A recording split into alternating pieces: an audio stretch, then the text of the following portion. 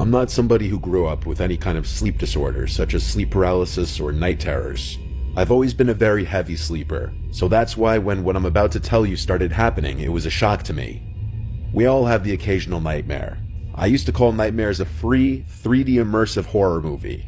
To most, that will probably sound freakish, but in a weird way, I sometimes like the thrill of waking up after a nightmare. I was living with my one roommate, Patricia. I just called her Trish. We had very different schedules with work, so we didn't see each other much besides on the weekends.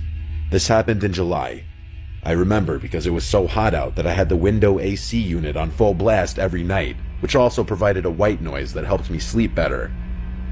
It was the first night that I had the nightmare, a few days after my ex and I had broken up and life wasn't exactly the best. I had a dream that I vaguely remember for the most part, but the part that I vividly remember is being in a room full of my family members sitting quietly around a dinner table, and standing across the table from me was what I could best describe to be a creature that looked like one of the aliens from the movie Science, only with horns and claws. It looked like what you'd imagine a sleep paralysis demon to look like, only I was still fully asleep and dreaming.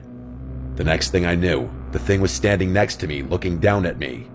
I started to run away in my dream until I was in my room, or I guess my brain's version of my room. That was the last of that dream I remember before waking up. My room was pitch black and the AC fan was on full blast. My heart was racing a bit from the dream, and I sat there thinking, wow, that was a creepy dream. I looked around the room naturally before laying back down and going to sleep. The following night, I woke up in the middle of the night to my bedroom door open, which I usually 99% of the time would leave shut unless I was drinking. My immediate thought was that it was Trish checking if I was home. I went up to go shut it and went back to sleep fairly quickly.